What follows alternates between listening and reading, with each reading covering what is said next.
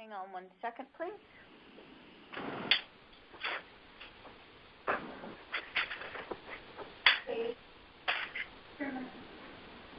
Georgie? Georgie? Yes? Tony Sharippa. Should I have phoned in from the screen or use the speakerphone? Whatever you like to do. Tony? Because I'm still on that page, says AIA New York State on it.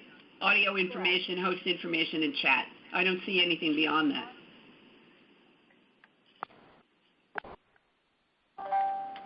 In some cases, your security software could be blocking the site. That's what's happening to me. Okay. Now that Tony Sharippa has signed on, we're going to start. I'd like to welcome you to this webinar. This is going to cover the very, very important changes to the AIA national bylaws. We will then go through some voting procedures at national. I know if you haven't done it before, it can be a little daunting. The first part of our presentation will be given by our two of our regional directors, Tony Sharippa, FAIA, who is from the New York chapter, and Burton L. Roslin, FAIA, who is also from the New York chapter. We have a third regional director who will not be with us this morning. This afternoon. His name is Randy Collins, and he is from the AIA Eastern New York chapter. And with that, I think I'll turn it over to Tony and Bert, and we can start. Go ahead, Tony and Bert. So, thanks, Georgie. So, do I have control of the slides too, or? I can change them for you. Okay. So, just by way of introduction, my role in all of this, as your regional director, I was elected by my class of 2014 to be its representative to the governance task force that was formed last year that took up the issue of the AIA governance structure. What you will see today and what we're voting on at the convention is the result of that work, plus multiple board meetings in which this was all hashed out by the full board. So basically what the governance proposal will do will attempt to reshape and streamline the AIA's governance structure. Next, Georgie, please.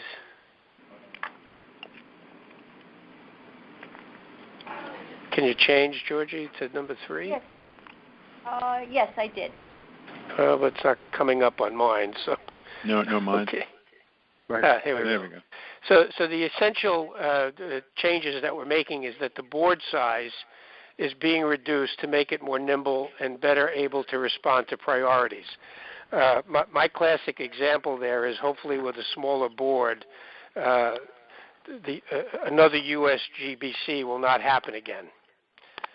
So that's my goal in all of this, one of my goals personally, that we react to things and that we're able to get out in front of things as opposed to playing catch-up.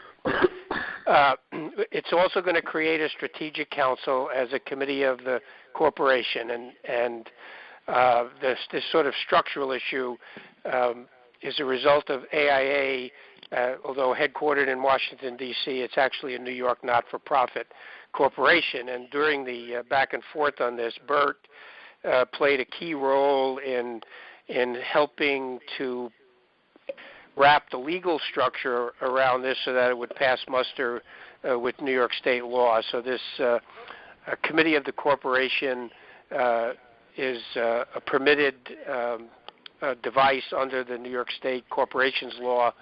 So that's the sort of legal framework for it. The board will remain the sole governing body, and the Strategic Council will have authority to advise, but not bind the board. Next, George. Okay. You have to give it a second to load, guys. I didn't realize it took so long. Yeah. So it's going to, the board essentially is going to reduce from 52 members as it is currently to 16 or fewer, and I'll explain how it becomes fewer. You'll see that in a moment. So So what the makeup of the new board would be 4 officers, which are elected by the delegates as they are today. And that's the president, the first vice president, president-elect, the secretary, and the treasurer. There will then be 6 to 8 at-large directors, and here's where the or fewer comes in. 3 directors are elected by the delegates at the convention, and 3 are elected by the Strategic Council. The president has the ability to select 2 directors subject to board approval. And the reason why this is here is because we want to be sure that the board is diverse and represents all of the constituencies that comprise the membership of the Institute. So, for example, if the 3 or the 6 delegates who are seated by the council or by the delegates don't have enough registered architects, for example, the president can appoint 2 others, perhaps someone representing the large firm roundtable or someone from the small firm roundtable, or if all 6 are architects and the 4 officers are architects, then perhaps the 2 people can be public, one from the public and one from a collateral profession like an engineer or some similar. Again, it's based on what are the burning issues of the day, and let's make sure we have a voice that represents those issues adequately. Okay, next.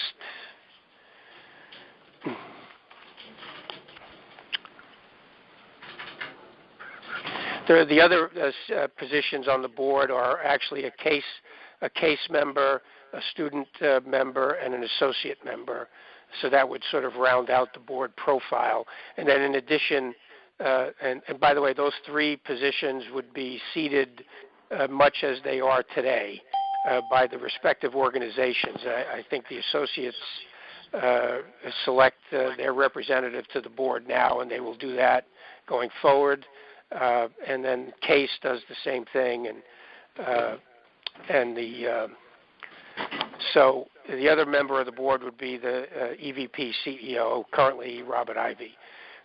So the goal here is at least 2/3 of the at-large directors elected by the delegates and the council will be architect members. At least 5 out of all at-large directors must be architect members. So architect members will always comprise a majority of the board.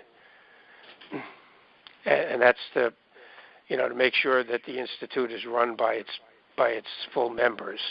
Now, there's going to be a transition which is consistent with New York State law, which essentially says that once a director is elected to his term, he must be allowed to serve his term unless he resigns. So, change again, Georgie. So the way the board is going to be reduced over time is that the regional directors will be eliminated from the board, and that's essentially 36 members.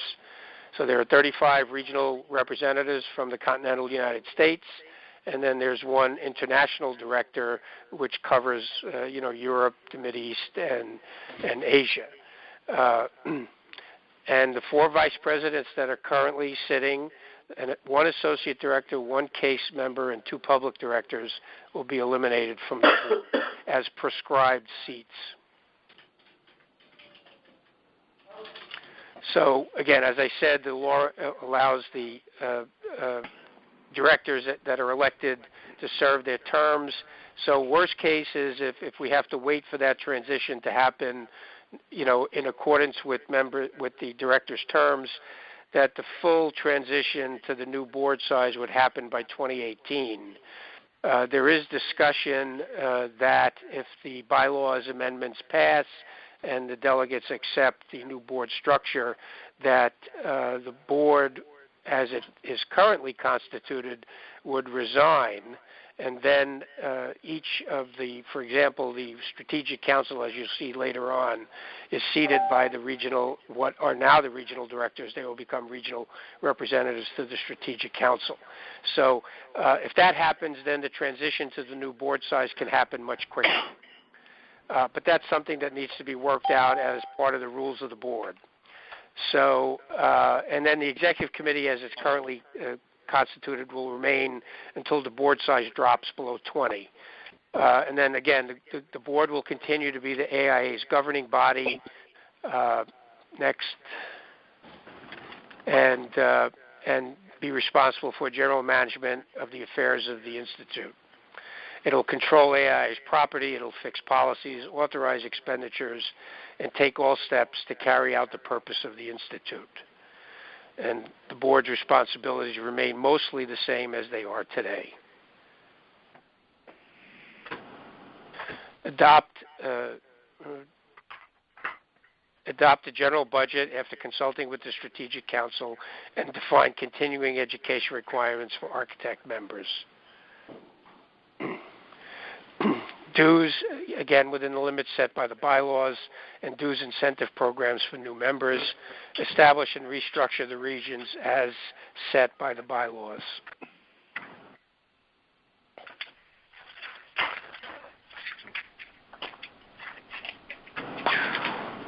These are all the things that the board does now, correct, Tony? Yes. Again, sponsor bylaws amendments for consideration convention, change the Institute Code of Ethics, and appoint members. It's also what the new board would be doing. Okay. Appoints members to the National Ethics Council, and board members will continue to be delegates at large to the National Convention.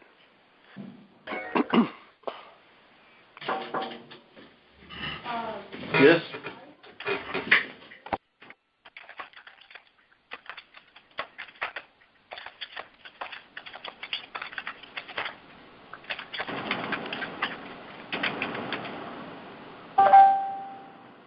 Want to go on to the council?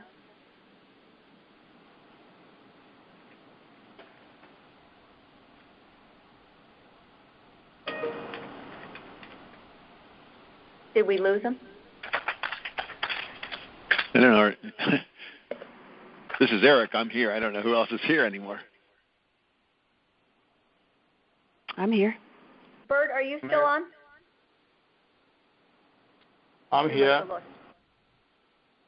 Okay. Until Tony comes back on, it's what it does is, and this is what he was referring to before, as far as Apologies, guys. I don't know what happened. that's okay. I lost you guys. So now the bylaws also will create the Strategic Council, and it's currently in the current version of the bylaws changes. It'll be authorized to be 55 members and certainly no larger than 60. And again, as I get into the structure, you'll see how the number may fluctuate and what the parameters are that govern that. So if you can go to the next, Georgie. Yep.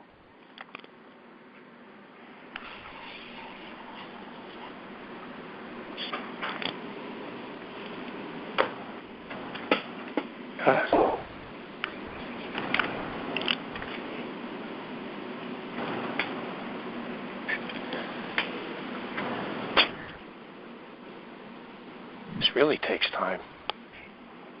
Yeah, we're having an issue with Time Warner this morning with the internet, so it's probably taking a little bit longer than usual. Do you see it now? Not yet.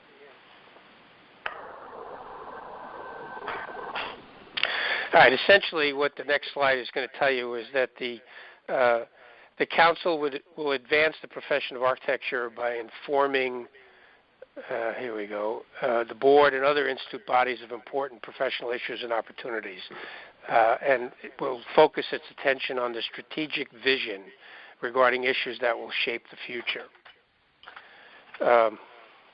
of the profession. And council members will include all of the elected officers, which are 4, the immediate past president, the EVP CEO as a non-voting member, the 35 regional representatives selected by the regions, much as the regional directors are chosen today. Are you all hearing me, or? Yeah. Yeah, I can hear you. I hear a ringing phone in my ear. Yeah, please mute your phone.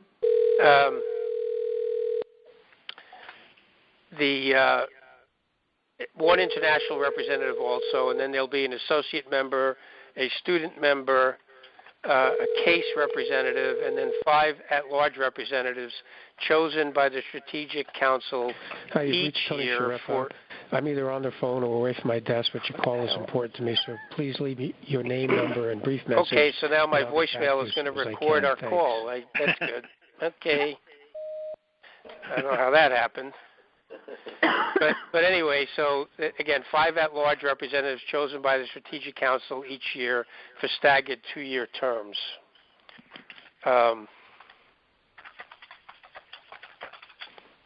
To continue this recording, press 1. To return to the main menu, press 8. Or if finished, press the star key and hang up. To continue this recording, press 1. To return to the main menu, press 8. I apologize, or if finished, guys. Press the star key and hang up. You know what? I'm going to hang up, and I'm going to call you right back. Okay.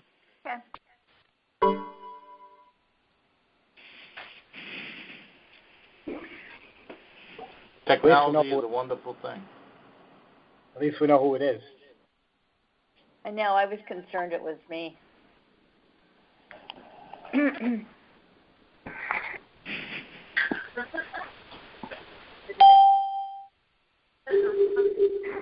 Okay, I'm back. Good. Sorry. At-large representatives need not be architect members, but could be associate students, case members, or members of the public or others whose views are of value to the council. And subject to board approval, the council may appoint additional representatives to ensure its size, composition, and competencies support the goals of flexibility, diversity, and representation. And again, there it's, we want to make sure that the Strategic Council represents the members at large. So we want to make sure there are enough associate members represented, that large firm, small firm, all of the various constituent groups that make up the membership. Again, the mission is to ensure diversity of composition. And then the council will determine its own leadership structure and will meet in person twice a year, and if approved by the board, more frequently. They may also convene special meetings by virtual means, sort of like what we're doing now. And then members of the council will also be delegates at large to the National Convention, much as all of the board members are today. And again, the idea is that the council will play an important role in the governance and affairs of the Institute.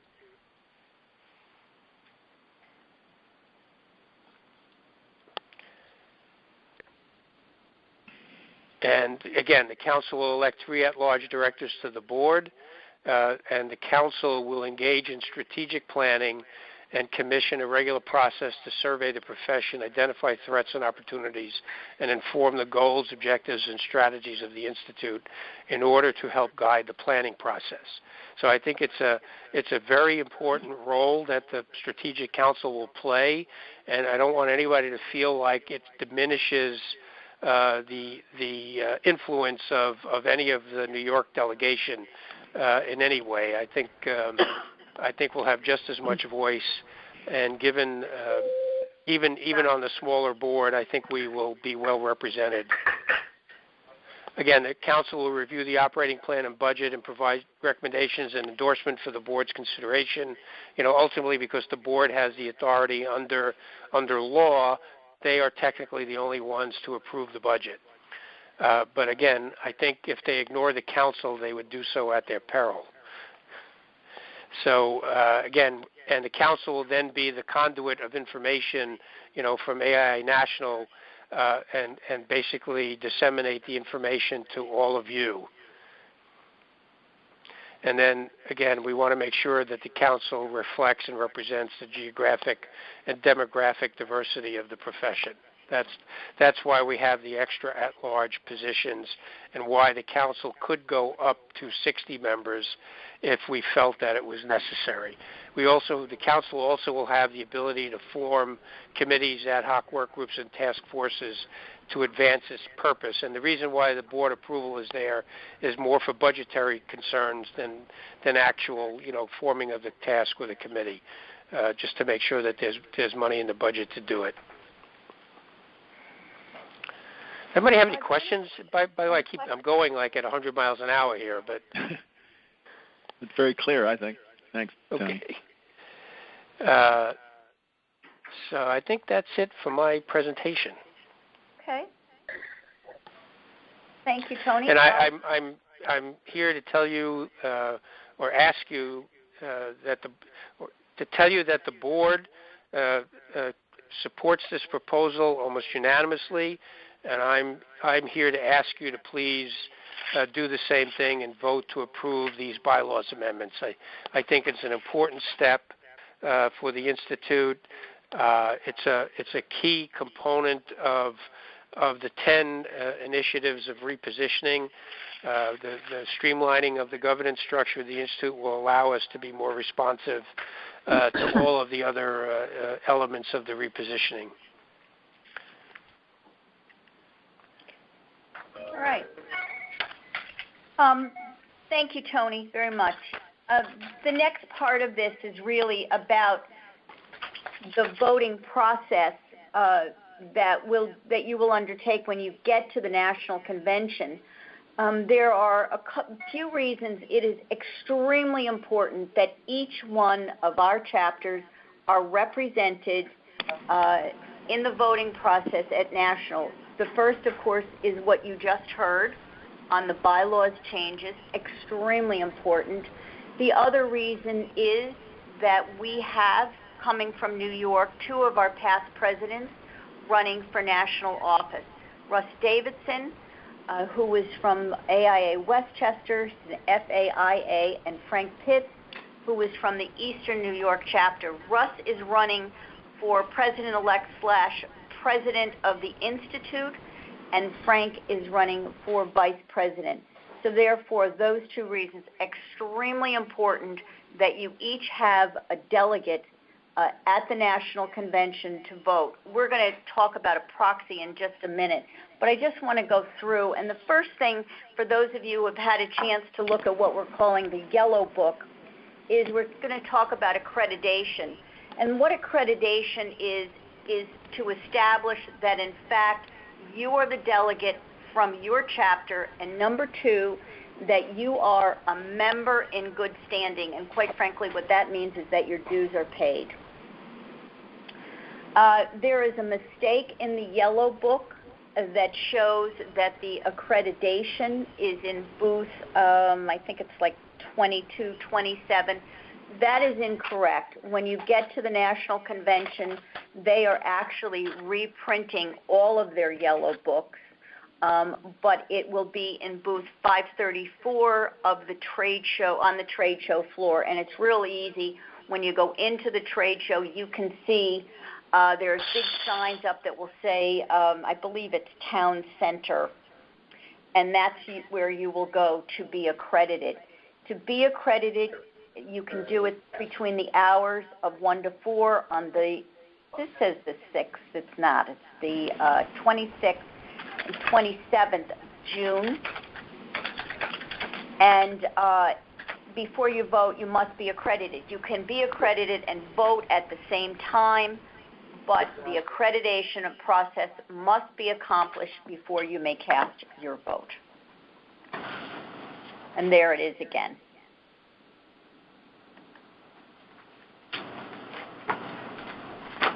So I cannot stress to you enough to make sure you have your delegate card with you. The delegate card was sent to all chapter presidents, and for those who have staff chapters, to the executive director. In our case, of course, it was sent to our office. Our delegate from the state component is Ray Beeler.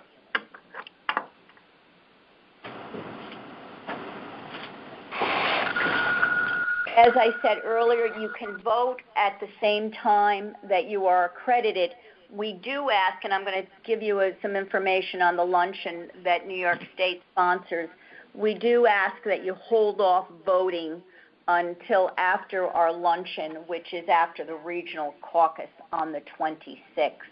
If you do not vote between these times, we're out of luck as far as the representation from your chapter, which is so important.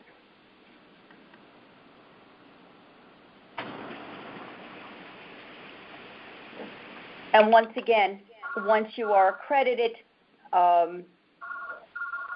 then you can go ahead and vote.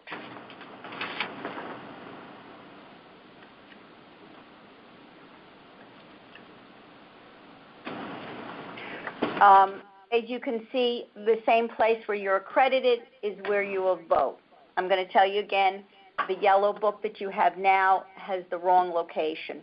But once again, when you go on to the expo floor, you will see up ahead where it says AIA Town Hall. There are also a ton of staff members around. You can always ask where you go to vote.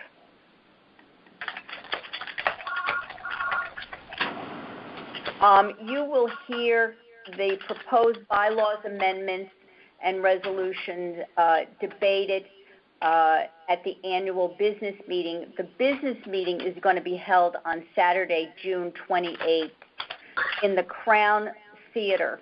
That's right at McCormick Place. One thing that I do want you to remember is you will, before you go in to the business meeting, there are keypads that must be picked up. Please do not wait until the last minute to pick up your keypad. I would recommend that you're there at least 15 or 20 minutes before the beginning of the business meeting. There's a ton of people going in, and I believe if you will look up and you look through the room, you will see that the room is divided into regions. So you will see the New York region. I will be there. You can look for me, but usually, I think we're usually like on the right-hand side as you face the front of the room.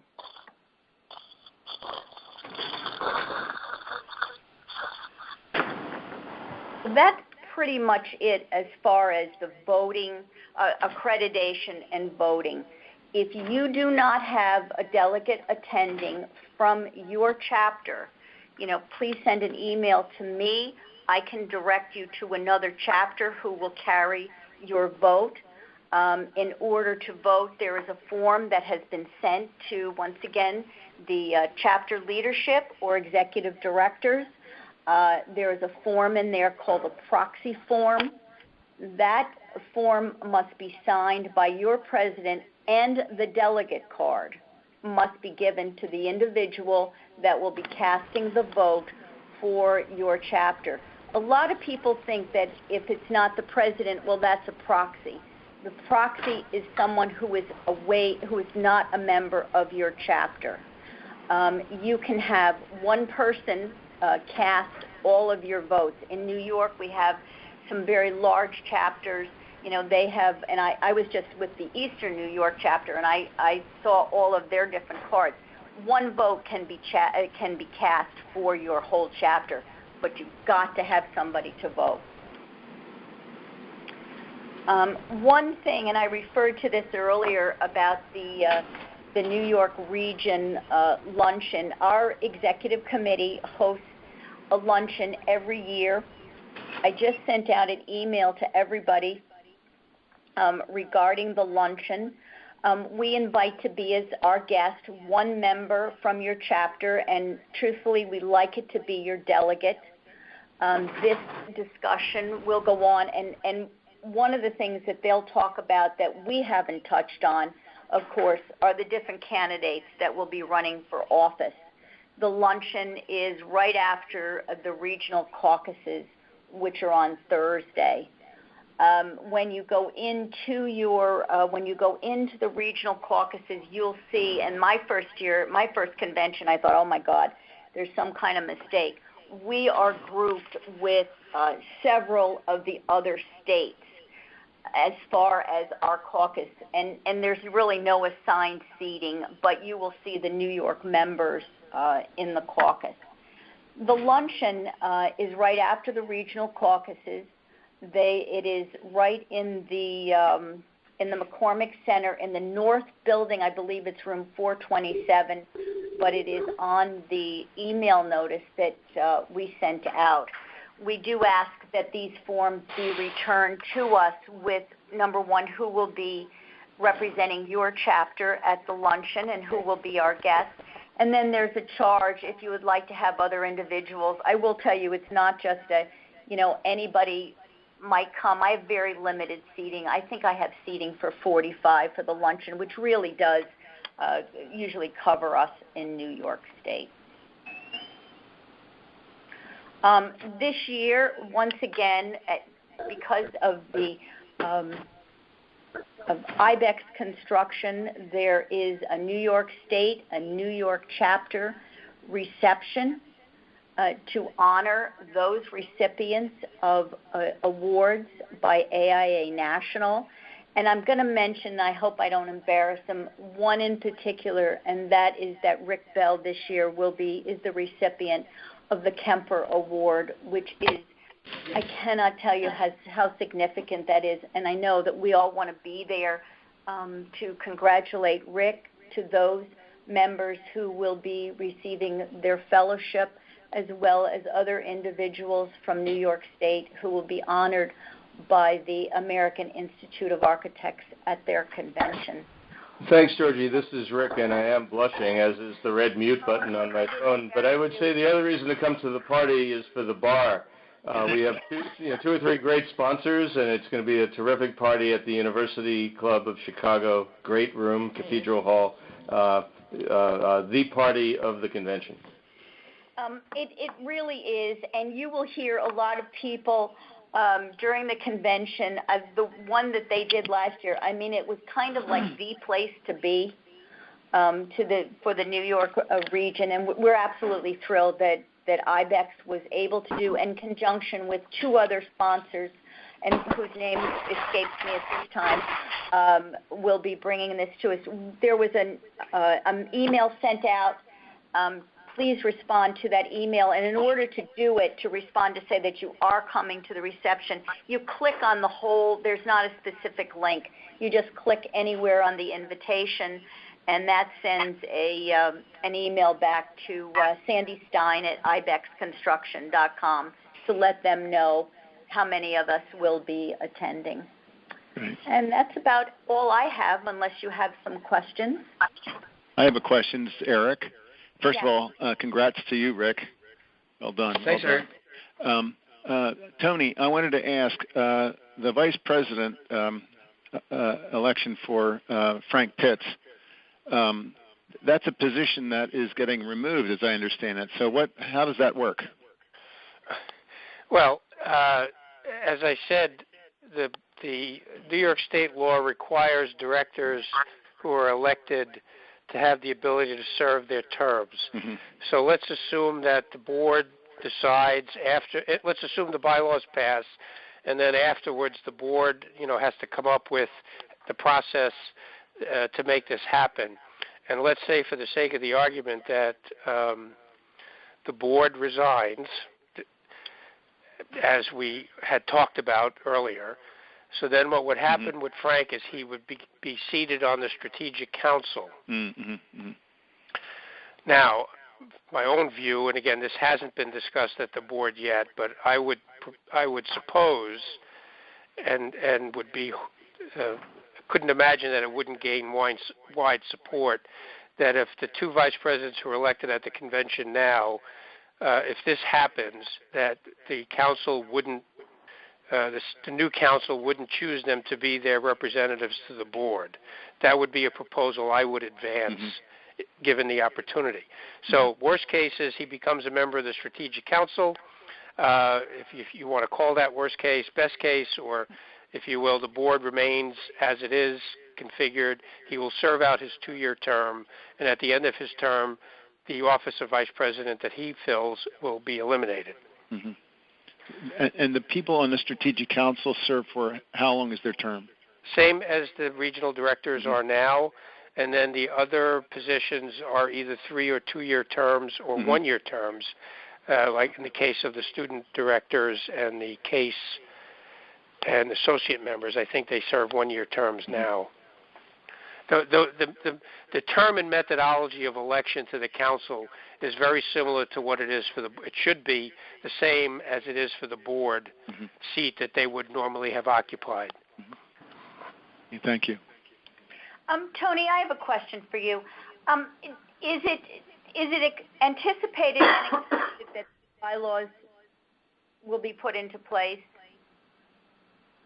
Is it anticipated? Say that again. Is it anticipated that these will, in fact, be put into place? The bylaws will be passed. We're pretty confident that it will. To be candid, all of the people that I've polled all seem to support the concept. I'm going to have next week. My class is going to have its class call prior to a board meeting, and we'll sort of poll our classmates to see what's being discussed in their respective regions. There is, I believe, a small faction that is opposed to the change, but I don't believe that they will constitute a majority. Okay. Texas is being a bit rebellious. I'm shocked. All right. Thank you. So now again, if the bylaws don't pass, then the board remains as it's currently constituted, and Jessica Sheridan, who is going to replace me, will take a seat on the board. If the bylaws are passed, her seat will be on the council. Interesting. Yeah, I have only heard some very positive after the initial discussion regarding changing the size of the board. I've only heard some very positive comments that have come my way. So it should prove to be very interesting. And I think that if, in fact, these do go through, I think we all have to understand there's going to be a transition period. I know it's very easy to say, oh, gee, this didn't work or that didn't work, but we do need to give it a chance, and I'm sure it will be very successful. I know a lot of time was spent on this concept as we move forward. Once again, I do want to remind you, for those of you who may not have someone attending from your chapter, if you'd like to send me an email, GABailey@AIA.NewYorkState.org, and ask for assistance. It's not unusual for us to either pair you up with another chapter who is sending a delegate, or now our state president can carry more than one proxy vote, and that change was put in a couple years ago thanks to the New York delegation and the large states. So that's all we have. We wanted to make this as informal as we could so that you would have an opportunity to ask questions. I know sometimes for some of us this is very daunting when you first hear it, but I think, Tony, you did a great job of explaining it. This is being recorded. We'll send out the link to all of our chapter presidents and our board members for those who were not able to join us this afternoon. And I thank you, and I do hope to see many of you at the convention. Yes. Georgie, since it's being recorded, for the record, let's also thank Swiss Pearl and Bespoke, who are the other two sponsors with Andy Frankel and IBEX for the party. Swiss Pearl did it last year as well. Bespoke is a London-based headhunter, new to New York. Headhunter is probably the wrong word. Executive search outfit, and they look forward to meeting many of the people who will be coming to the party. Thank you, Rick. They were the two sponsors that I could not bring to mind. Okay. Only because it's being recorded. We're grateful to them for the sponsorship. It'll make the party better. You bet we are. Thanks. Goodbye, everybody. Thanks. Bye, everybody. Okay. Well done. Bye. Bye. Bye.